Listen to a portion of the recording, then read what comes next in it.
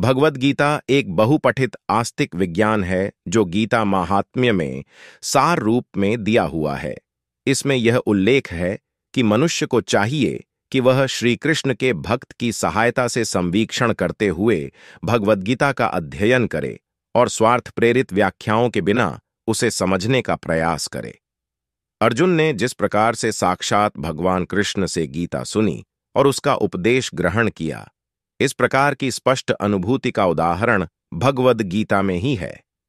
यदि उसी गुरु परंपरा से निजी स्वार्थ से प्रेरित हुए बिना किसी को भगवद गीता समझने का सौभाग्य प्राप्त हो, तो वह समस्त वैदिक ज्ञान तथा विश्व के समस्त शास्त्रों के अध्ययन को पीछे छोड़ देता है। पाठक को भगवद गीता में न केवल अन्य शास्त्रों की सारी बातें मिलेंगी, अपितु ऐसी बातें भी मिलेंगी जो अन्यत्र कहीं उपलब्ध नहीं हैं। यही गीता का विशिष्ट मानदंड है। स्वयं भगवान श्री कृष्ण द्वारा साक्षात उच्चरित होने के कारण यह पूर्ण आस्तिक विज्ञान है। महाभारत में वर्णित धृतराष्ट्र तथा संजय की वार्ताएं इस महान दर्शन के मूल सिद्धांत का कार्य करती हैं। माना जाता है कि इस दर्शन की प्रस्तुति कुरुक्षेत्र के युद्ध स्थल में हुई, जो वैदिक युग से पवित्र तीर्थ स्थल रहा है। इसका प्रवचन भगवान द्वारा मानव जाति के पथ प्रदर्शन हेतु तब किया गया जब वे इस लोक में स्वयं उपस्थित थे।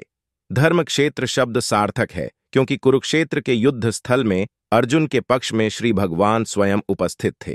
कौरवों का पिता धृतराष्ट्र अपने पुत्रों की विजय की संभावना के विषय में अत्यधिक संदिग्ध था। अतः इसी संदेह के कारण उसने अपने सचिव से पूछा। उन्होंने क्या किया? वह आश्वस्त था कि उसके पुत्र तथा उसके छोटे भाई पांडु के पुत्र कुरुक्षेत्र की युद्ध भूमि में निर्णयात्मक संग्राम के लिए एकत्र हुए हैं। फिर भी उसकी जिज्ञासा सार्थक है।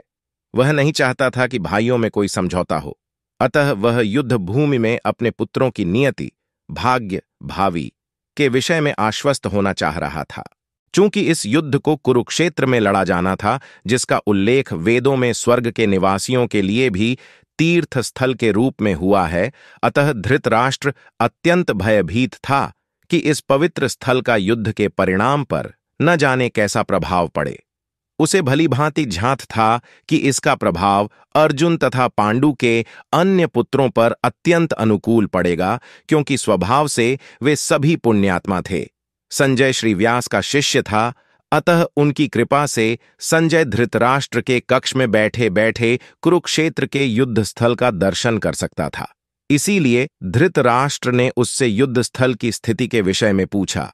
पांडव तथा धृतराष्ट्र के पुत्र दोनों ही एक वंश से संबंधित हैं, किंतु यहां पर धृतराष्ट्र के वाक्य से उसके मनोभाव प्रकट होते हैं। उसने जानबूझकर अपने पुत्रों को कुरु कहा और पांडु के पुत्रों को वंश के उत्तराधिकार से विलग कर दिया।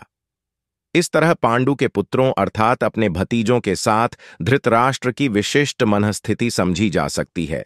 जिस प्रकार धान के खेत से अवांछित पौधों को उखाड़ दिया जाता है, उसी प्रकार इस कथा के आरंभ से ही ऐसी आशा की जाती है कि जहां धर्म के पिता श्री कृष्ण उपस्थित हों, वहां कुरुक्षेत्र रूपी खेत में दुर्योधन आदि धृतराष्ट्र के पुत्र रूपी अवांछित पौधों को समूल नष्ट करके युधिष्ठिर आदि नितांत धार्मिक पुरुषों की स्थापना की जाएगी।